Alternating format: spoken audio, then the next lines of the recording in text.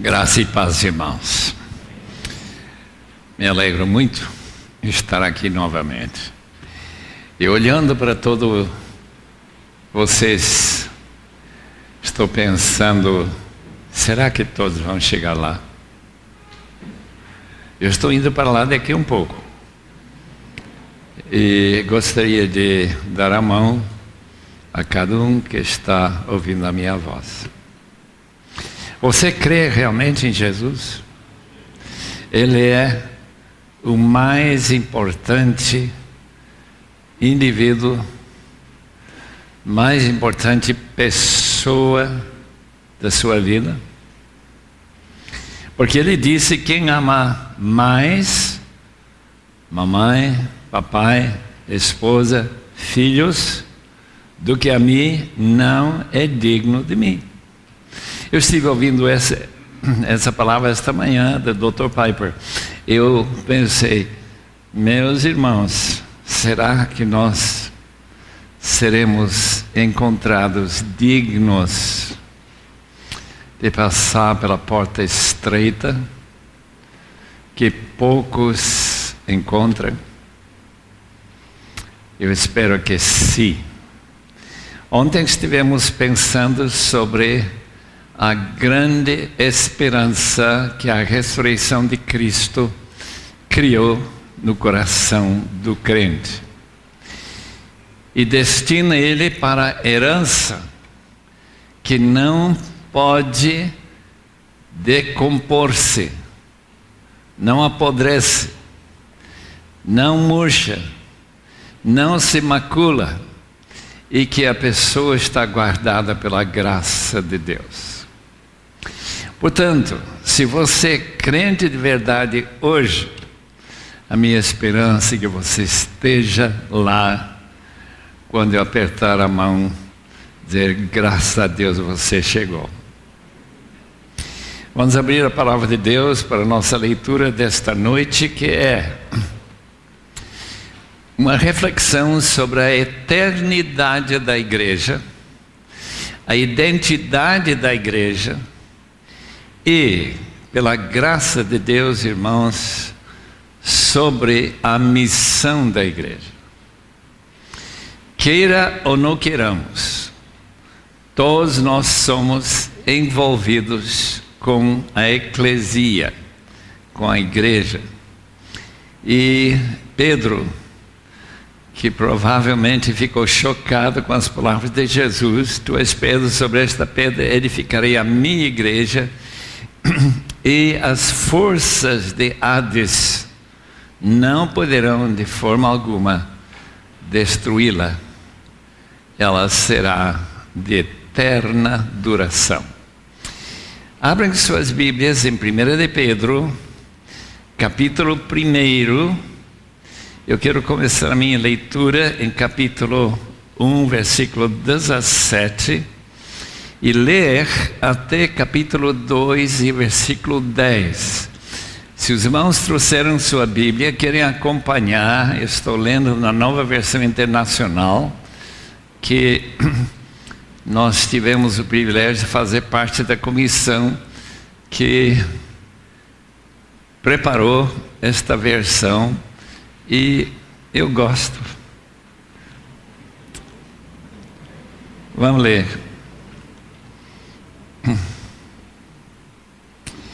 Versículo 17.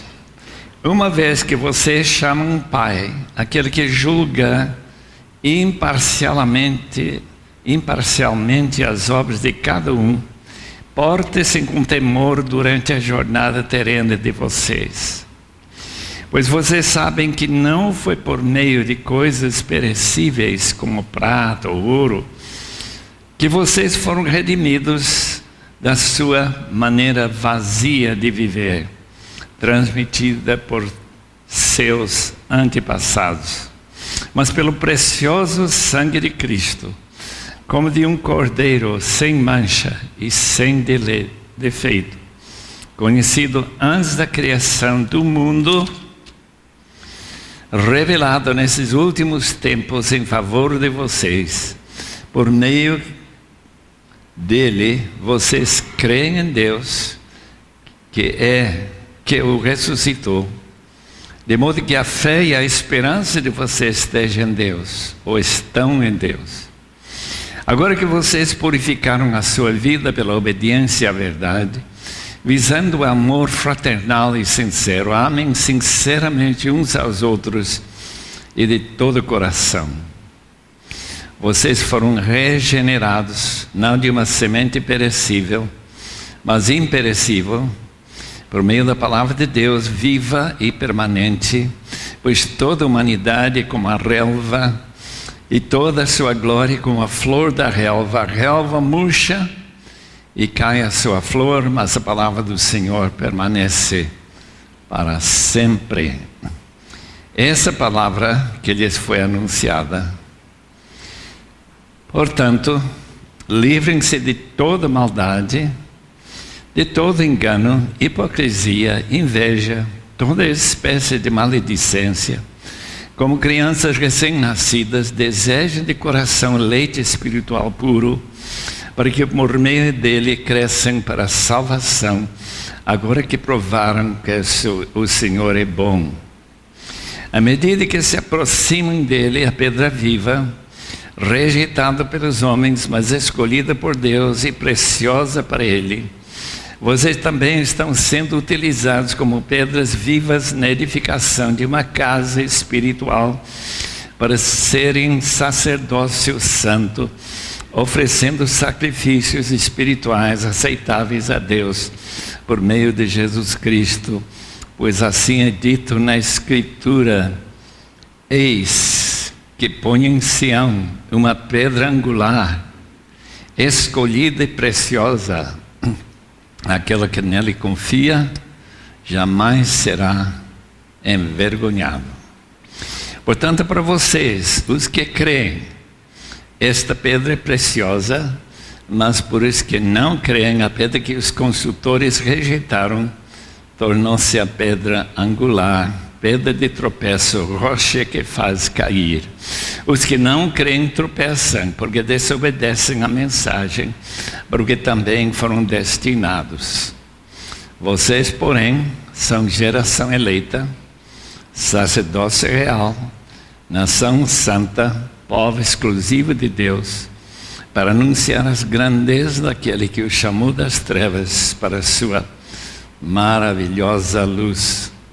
Antes vocês nem sequer eram povo, mas agora são povo de Deus. Não haviam recebido misericórdia, mas agora a receberam. Eu gostaria, com permissão de vocês, de orar mais uma vez. Gostaria que o Espírito Santo esteja utilizando palavras, ideias, para de tal maneira penetrar nossos espíritos ou alma, para que nós tornássemos pessoas que agradam mais do que nunca ao Senhor da glória. Eu sei que os irmãos têm esse mesmo desejo que eu tenho.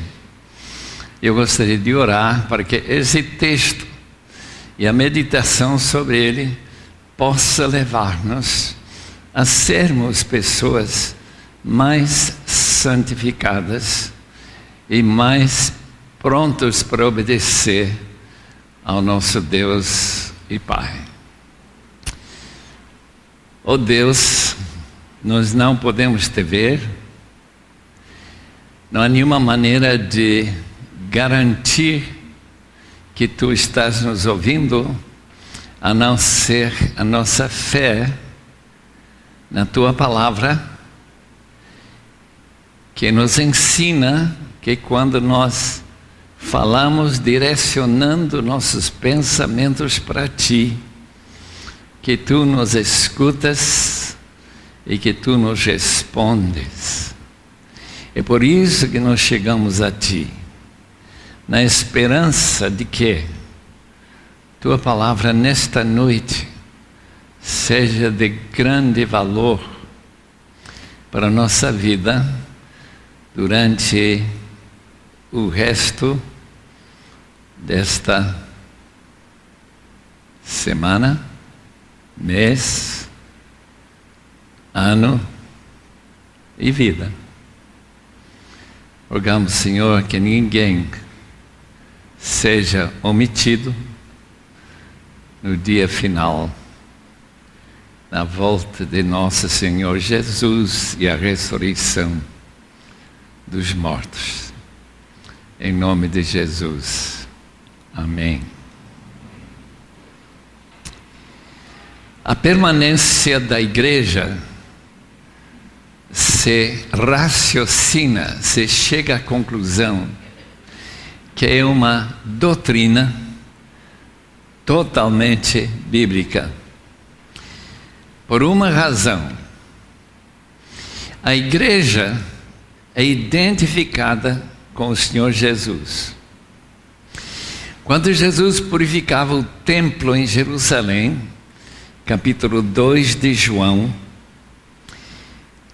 ele falou o seguinte, versículo 19 de João 2: destrua este templo, eu o levantarei. Esse templo,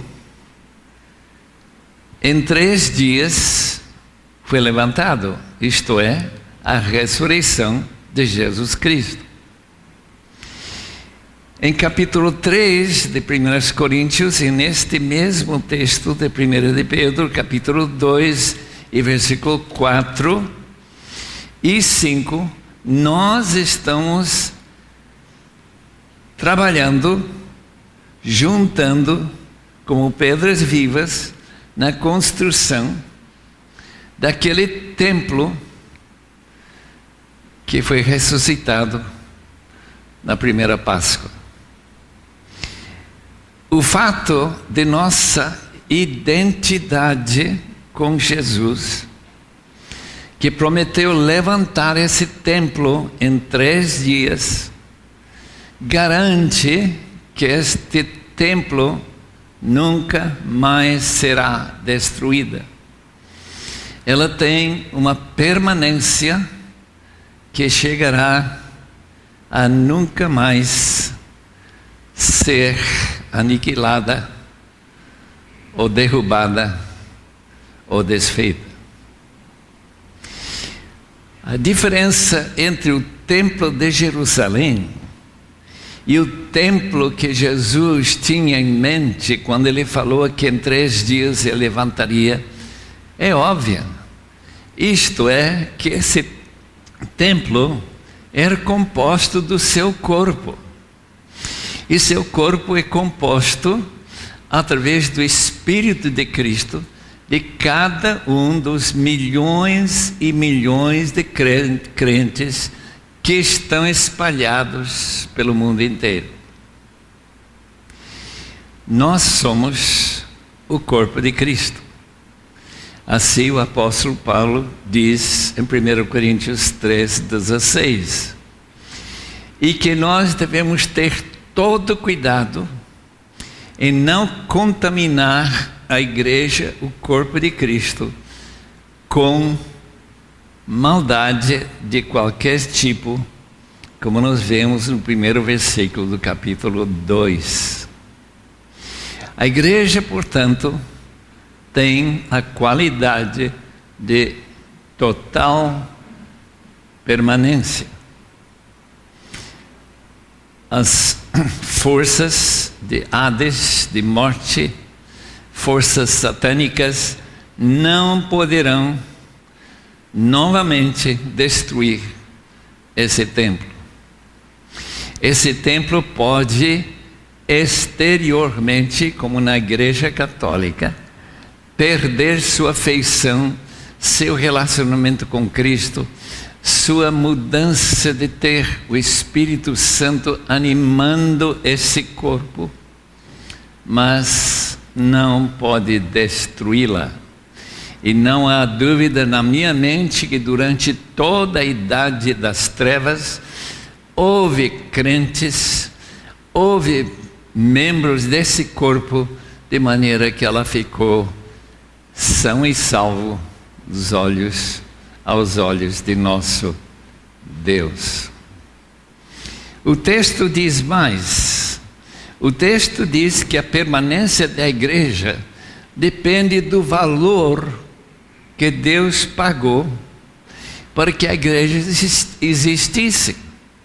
Vocês foram redimidos não com prata ou ouro, mas com preciosíssimo sangue de infinito valor de Jesus Cristo como Cordeiro de Deus que tira o pecado do mundo. Se Cristo tirou o pecado da sua igreja, então aquela igreja não pode de forma alguma chegar ao seu fim. Não pode ser destruída. E esse preço que foi pago, e a palavra preço pago para redenção significa pagar o preço de uma pessoa sequestrada ou cativa, ou um escravo, que pagando sua redenção ele fica livre. E essa igreja de Jesus Cristo que está espalhada no mundo inteiro, e nós agora vendo uma parte dela aqui em Fortaleza, redimida pelo sangue como de um cordeiro sem mancha e sem defeito. Meus irmãos, a igreja é permanente. Terceiro lugar, o texto diz que nós fomos regenerados a segunda vez que aparece essa palavra nesse capítulo, através de uma semente que não é perecível, uma semente que não pode morrer. Se de fato nossa regeneração foi dessa natureza, e nós automaticamente fomos incluídos, inseridos no corpo de Cristo, a igreja de Jesus Cristo. E a igreja de Cristo foi criada por pessoas como você e eu, de todas as raças, povos, línguas do mundo. Nesse caso, se de fato fomos redimidos por este semente imperecível, então a igreja também não pode perecer. Se você estará com vida, queridos irmãos, vocês daqui 1 milhão ou 1 bilhão de anos, então a igreja é permanente. Segundo, nós esta noite queremos enfatizar a identidade da igreja. Uns anos atrás, quando eu tive o grande privilégio de lecionar no Instituto Haggai, tanto em Singapura como em Havaí, um desses dias, naqueles anos, recebi uma carta de P.K.D. Lee, um indiano que tinha sido vice-presidente das estradas de ferro de todo o país da Índia. E a Índia tem muita estrada de ferro. E o interessante é que nessa carta ele diz: toda instituição, toda companhia, toda organização, inclusive a igreja, precisa de 3 coisas. Uma delas é identidade. Em segundo lugar, ela precisa de uma missão. E em terceiro lugar, é preciso de pessoas que se engajam em cumprir essa missão. Pessoas que sabem como desenvolver aquele trabalho que Deus lhes deu. Um dia, pela primeira vez na minha vida, eu acho que foi em 97 do século passado, eu e meu genro, que é alemão, fomos para visitar a nova fábrica de Mercedes-Benz em Tuscaloosa, Alabama. Quando nós chegamos no pátio, a primeira coisa que nós vimos foi esse enorme logo de Mercedes-Benz, essa estrela de 3 pontos. Depois entramos e ninguém podia pensar ou imaginar que essa fábrica novinha existia por outro motivo senão de fazer carros. E tudo recomendava a qualidade desses automóveis. Muito bem. Quando entramos na própria fábrica, com seus mais de 700 operários, cheguei à conclusão que todos eles sabiam que estavam trabalhando para a companhia Mercedes-Benz. Eu acho que nenhum deles ficou confundido na sua cabeça, eu sou realmente empregado da Ford, ou de uma fábrica de pasta dentária, alguma coisa assim. Não, todo mundo sabia muito bem que estavam trabalhando numa das maiores companhias do mundo. E outra coisa, eu não vi nenhum deles ocioso. Nenhum deles olhando como eu, né? Cima, para baixo, por todo lado. Como se não tivesse nada para fazer. Todos eles tiveram que colocar as peças que vinham chegando em certas esteiras e foram colocadas no tempo exato que eles tinham para colocar. E eles todos conseguiram fazer exatamente o que tinha sido planejado para eles fazerem. A ideia de identidade, irmãos, está muito claro nesse texto. Claro demais. Tem 4 vertentes, 4 maneiras de descrever nossa identidade na igreja de Jesus Cristo. Versículo 9. Em primeiro lugar, nós somos uma raça escolhida,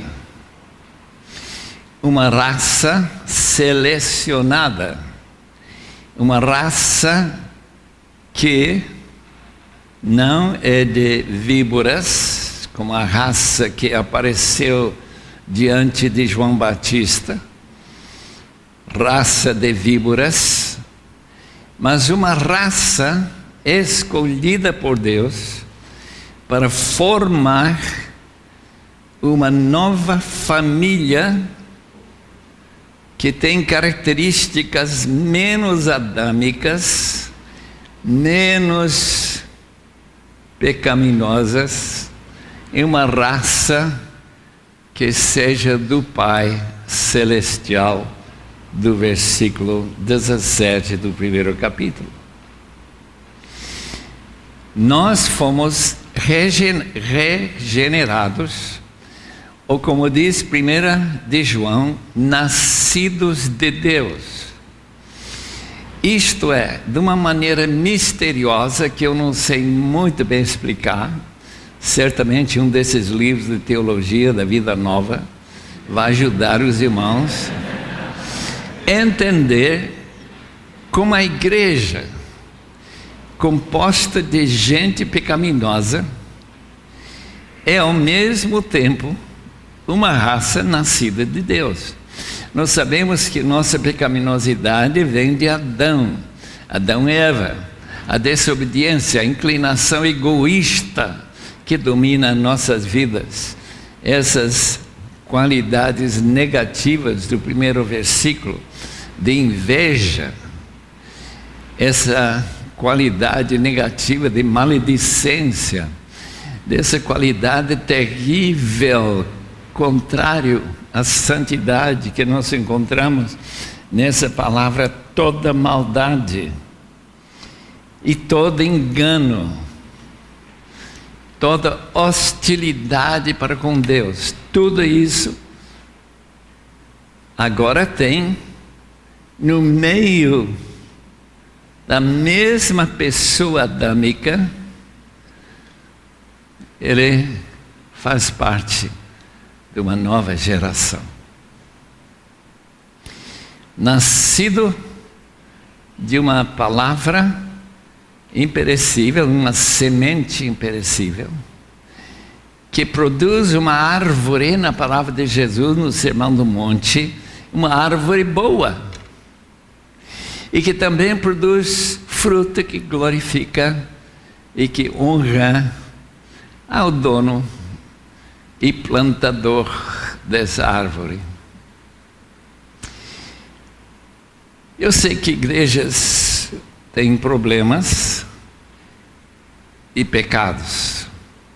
Às vezes pecados não disciplinados, às vezes pecados escondidos. Eu sei, já pastoreei várias igrejas na minha vida. Mas ao mesmo tempo, encontrei nessas igrejas pessoas de alta qualidade em que se negaram a si mesmos, carregaram suas cruzes e viveram para glorificar ao Senhor da glória. Em outras palavras, como diz Gálatas capítulo 5, havia um conflito entre o Espírito de Deus e nossa natureza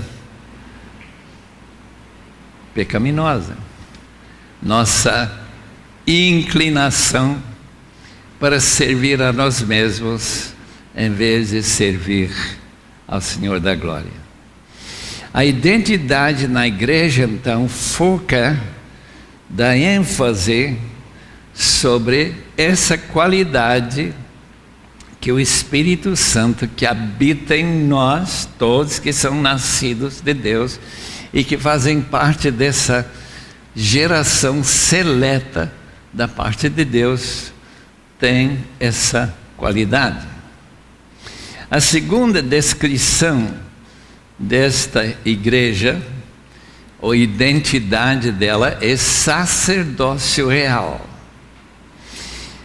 Ainda que quase ninguém na minha vida tem falado sobre o sacerdócio cristão, a não ser que o pai da família tenha a responsabilidade de ser uma espécie de sumo sacerdote da família.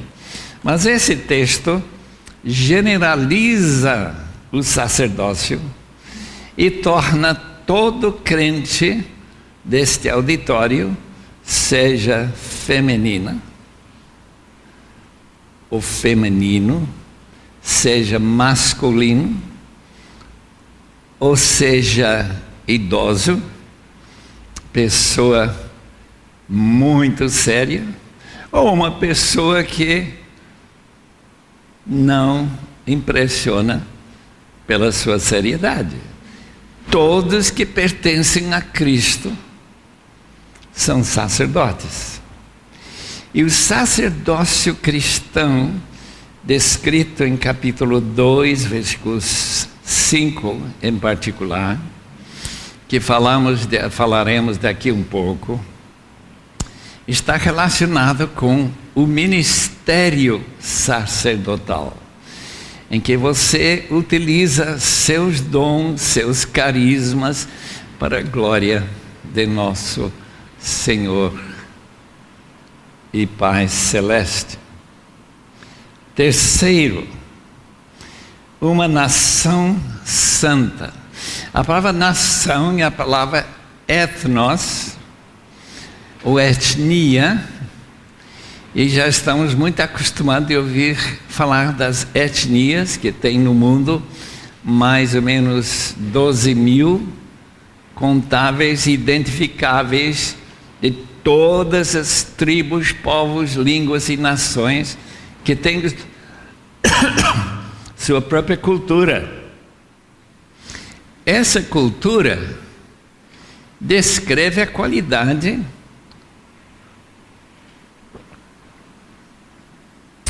dessa etnia. Todo mundo aqui que tem lido Totem da Paz, de Don Richardson, vai lembrar que quando ele chegou lá na ilha da Indonésia e começou a evangelizar, descobriu que esse povo, em vez de pensar que Jesus era o herói, quem era o herói é Judas, que conseguiu trair a Jesus. Então, esse tipo de atitude, esse tipo de avaliar, ou essa cosmovisão que domina o pensamento das tribos e povos. Povos, por exemplo, no Brasil, um problema tremendo para Braulia, lá das tribos do norte do Brasil, que se nascem gêmeos, um deles ou dois tem que ser enterrados e mortos. Esse tipo de atitude faz parte da cultura de um povo. Eu fui para o Japão 3 vezes e eu fiquei mais e mais impressionado com um fator.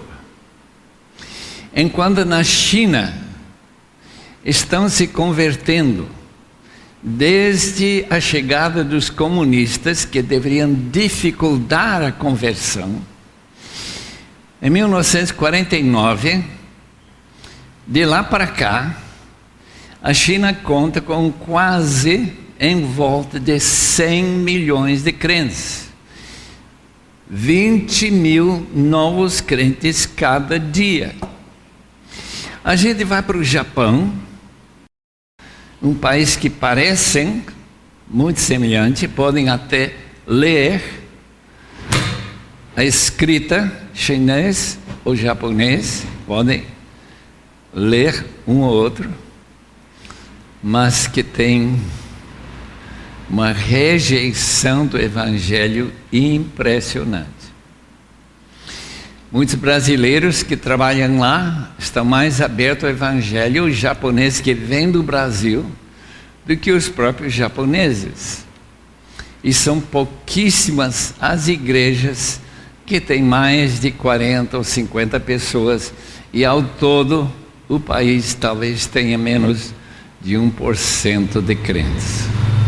O que aconteceu? O que há na nação que faz com que o Evangelho seja tão totalmente rejeitado, ou quase totalmente, enquanto num país tão diferente em termos de aceitação do Evangelho? Se vocês forem para Singapura, vão descobrir a mesma coisa. Vão para uma igreja cheinha de chineses. Tem 3 culturas, tamils, e tem gente indiana, malais, e não se encontra quase nenhum deles nas igrejas. Eu lembro a igreja que eu visitei, está tudo aberto para qualquer pessoa que quiser vir, só chineses. A ideia de uma nação santa, então fala de uma etnia que se adequa, se abre o coração para o Evangelho, enquanto uma outra etnia fica fechada. O texto diz que Deus tem sua própria etnia, sua própria cultura, em que as pessoas de muito bom grado aceitam o Evangelho, seguem o Evangelho com imensa alegria e estão prontas para evangelizar. Identidade que tem uma raça escolhida, que tem um sacerdócio real, que serve ao rei, que tem uma identidade em termos de cultura, que aceita o Evangelho, que abraça o Evangelho com alegria e se acha muito privilegiados em receber o Evangelho. E tem outra etnia, o contrário. E finalmente, versículo 9, fala de um povo exclusivamente de Deus. Os irmãos entendem que um pastor que pastoreia uma igreja como essa deve amar todas as mulheres da igreja. Mas se ele está casado, tem uma mulher que é exclusivamente, essa é a palavra certa aqui, exclusivamente amada por ele. Porque se ele começa a amar todas as mulheres como ama a sua própria esposa, ele vai ter grandes dificuldades, não vai ficar na igreja muito tempo, não. A igreja de Jesus Cristo é sua noiva. E como a sua noiva, Deus, que ama toda a humanidade, ama especificamente seus filhos, ou a noiva com a qual Jesus Cristo vai casar espiritualmente nas bodas do Cordeiro na segunda vinda de nosso Senhor Jesus Cristo. A igreja se identifica com estas qualidades. Um povo grandemente amado por Deus, por quem Jesus morreu especificamente, comprados pelo sangue de Cristo, segundo o cântico dos 24 anciãos em Apocalipse 5:9. Portanto, esse texto descreve de uma maneira especial a identidade do povo de Deus. Agora eu quero ir para o terceiro ponto chave que fiquei incumbido de falar. Isto é a missão da igreja. A missão da igreja é descrita em 1 Pedro 2:9b, a segunda parte do texto, que diz assim, nesta versão: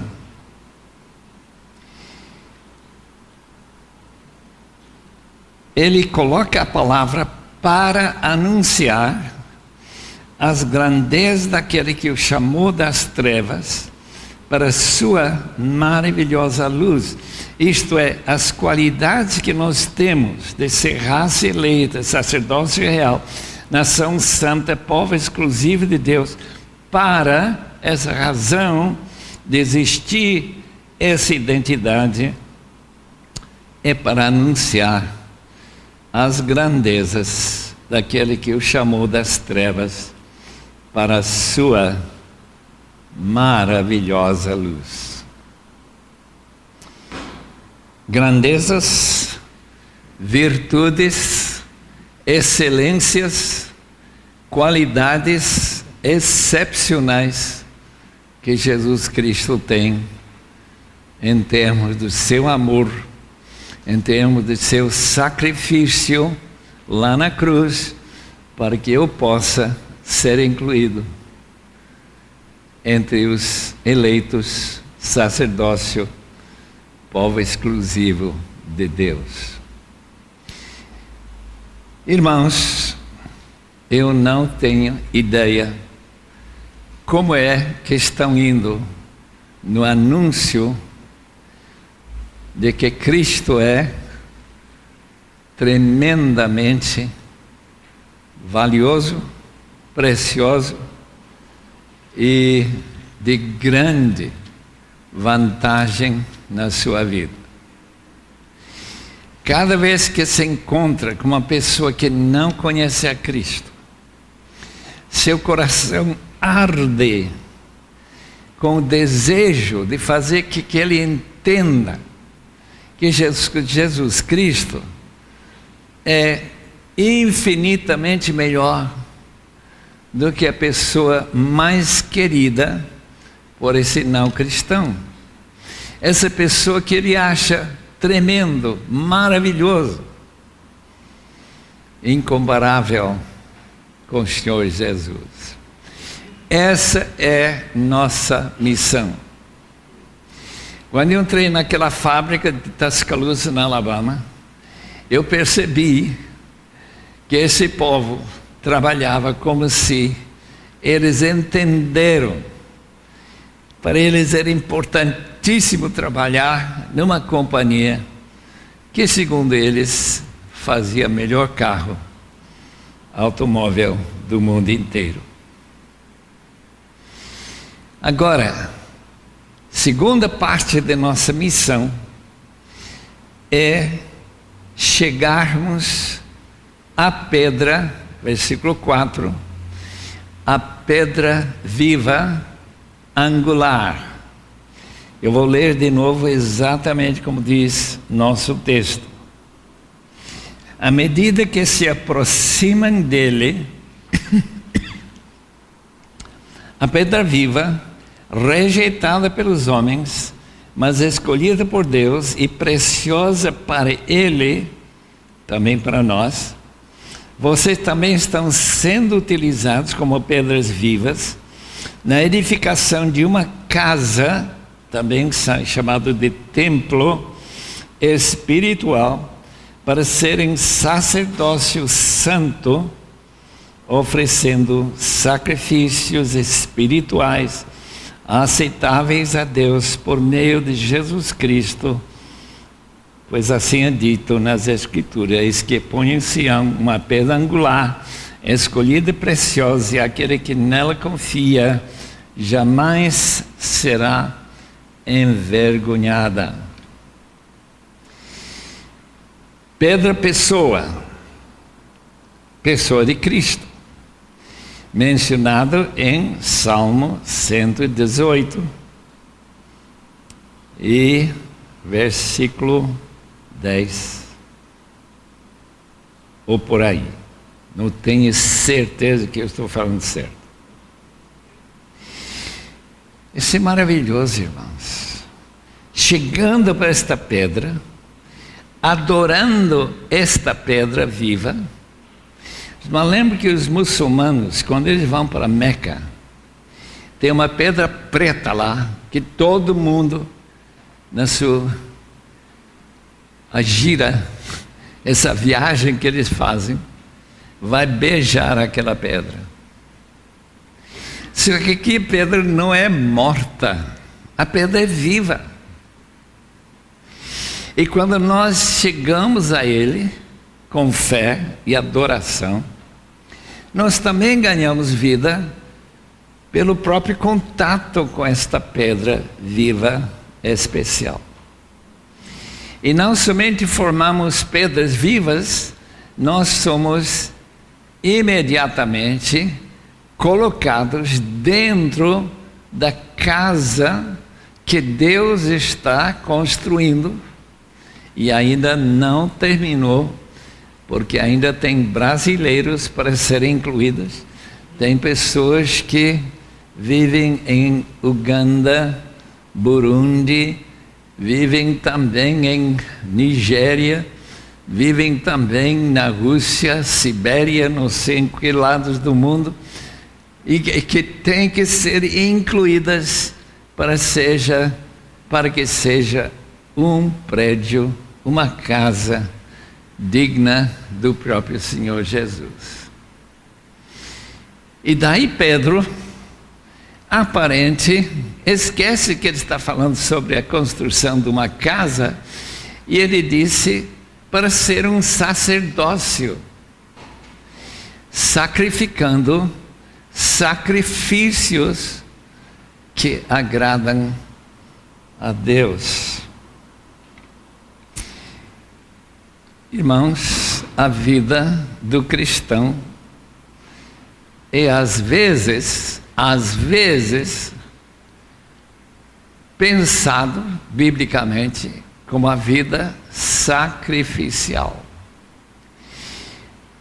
A diferença entre o sacrifício antes de Cristo e depois de Cristo é que nossos sacrifícios que nós trazemos para Deus, para oferecer para Ele, são sacrifícios de um sacerdócio que já está salvo pela graça, já está perdoado quando chega a oferecer seu sacrifício.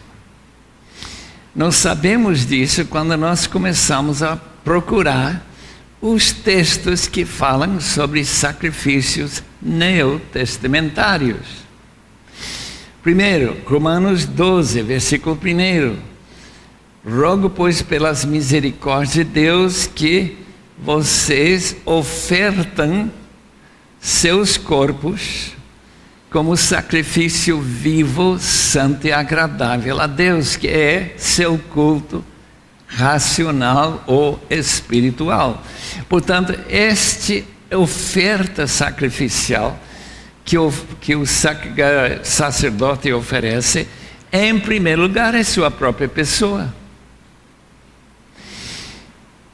Quando Jesus colocou para seus discípulos que a gente tem que morrer para poder viver, quando alguém perguntou a George Mueller, aquele homem de oração, que cuidou de 9.600 órfãos durante sua vida, que doou milhões de libras, que viajou centenas de milhares de quilômetros para pregar a palavra. E alguém perguntou para ele: como que o senhor conseguiu fazer tanto para o senhor? E ele, já velhinho, ele se curva, parece que ia cair. Diz: um dia George Mueller morreu. Ou seria colocado de outra maneira, um dia ele sacrificou sua vida a Deus como sacrifício vivo, porque ele estava claramente vivo ainda. O segundo sacrifício, se os irmãos quiserem procurar, está em Romanos capítulo 15. Romanos 15, versículo 16, e o apóstolo Paulo permite que nós entendamos que tipo de sacrifício ele chama de sacrifício santificado e aceitável a Deus. Capítulo 15, última linha de versículo 15 e versículo 16. Por causa da graça de Deus que Deus me deu, de ser um ministro de Cristo Jesus para os gentios, com o dever sacerdotal de proclamar o Evangelho de Deus, para que os gentios se tornem uma oferta aceitável a Deus, santificados pelo Espírito Santo. As pessoas que você tem ganho para Cristo, as pessoas que você tem acompanhado e encorajado a viver por Cristo, de maneira que eles se tornem um sacrifício aceitável a Deus, oferecidos a Deus, é o que Paulo chama de um sacrifício aceitável a Deus. Então nós oferecemos o nosso corpo, mas oferecemos nossos discípulos ou filhos para sua glória. Portanto, ofereçamos continuamente a Deus um sacrifício de louvor, que é fruto de lábios que confessam o seu nome Notem, queridos irmãos, que não tem voz de cantor ou cantora. Não diz nada sobre cantar nesse versículo. Diz lábios que confessam o seu nome. Portanto, se você canta no chuveiro, único lugar, não há problema. Mas não imaginem que o sacrifício sacerdotal que Deus espera de nós não seja simplesmente a comunicação, anúncio das palavras da vida, palavras salvadoras do Evangelho. O quarto sacrifício, não preciso nem virar a página, é o versículo seguinte, versículo 16 de capítulo 13, que diz o seguinte: não se esqueçam de fazer o bem, de repartir com os outros o que vocês têm, pois de tais sacrifícios Deus se agrada. E finalmente, o quinto sacrifício, não encontrei outros, em Filipenses, capítulo 4, versículo 18. Esse sacrifício me surpreendeu.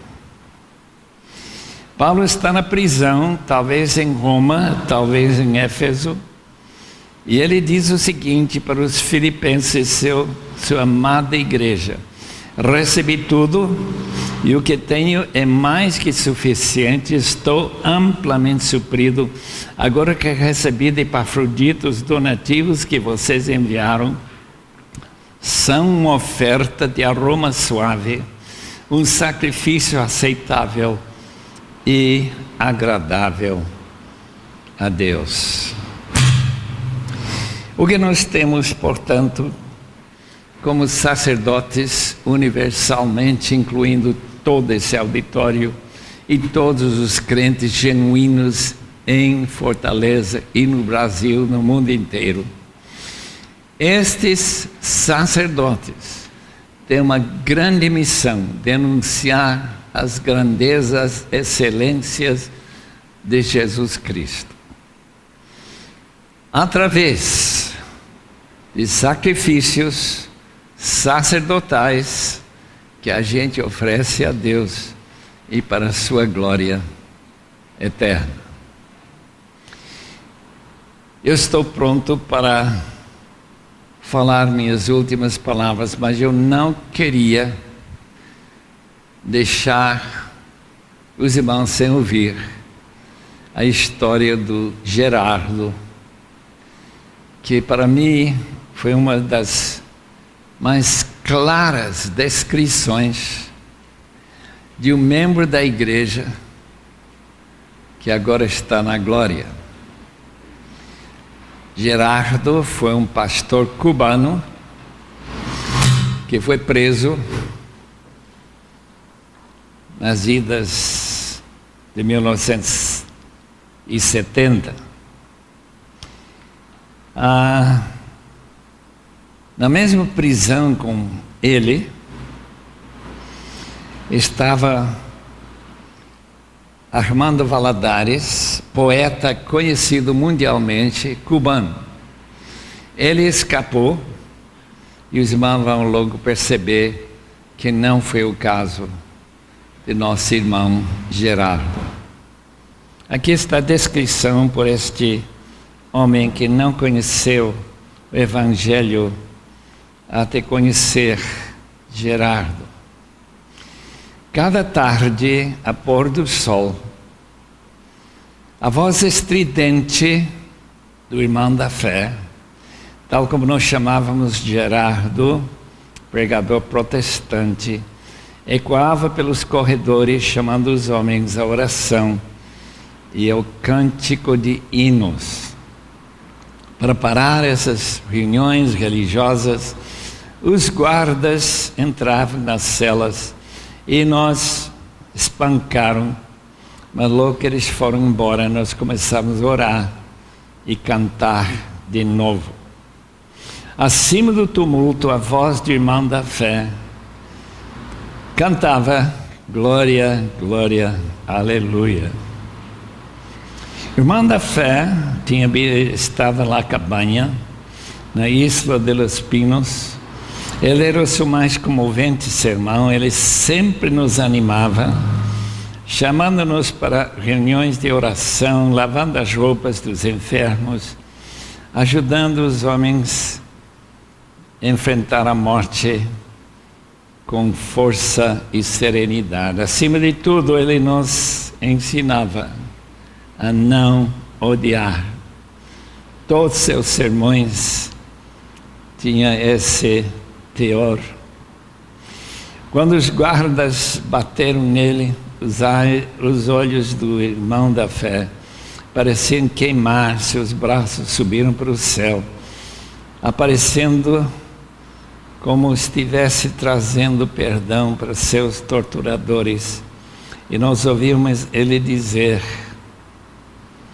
perdoa-lhes, Senhor, que não sabem o que fazem.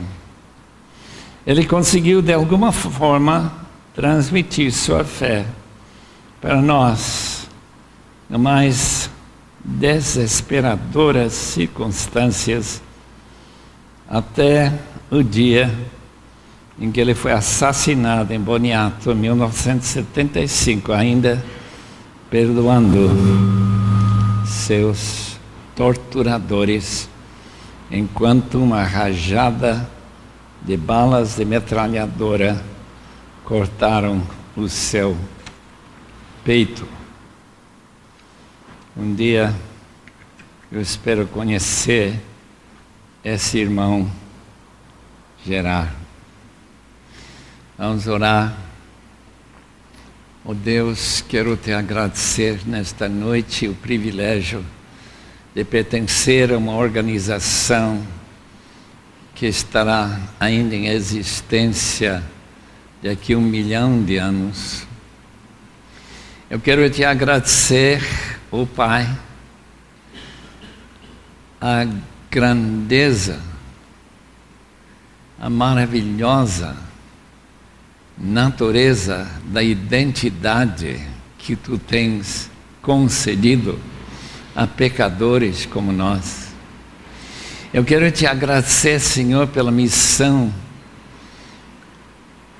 tão fácil cumprir e ao mesmo tempo tão difícil, porque nós queremos ver pessoas que venham pertencer a essa mesma igreja que nós pertencemos,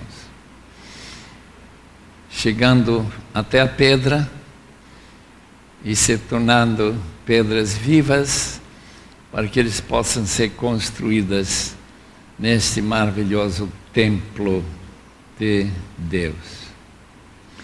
Eu quero pedir especificamente por todos aqueles neste auditório que desejam viver uma vida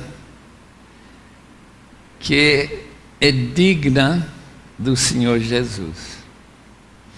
Que eles possam, através do poder do Espírito, viver uma vida que agrada ao nosso Senhor Jesus, em cujo nome nós te pedimos. Amém.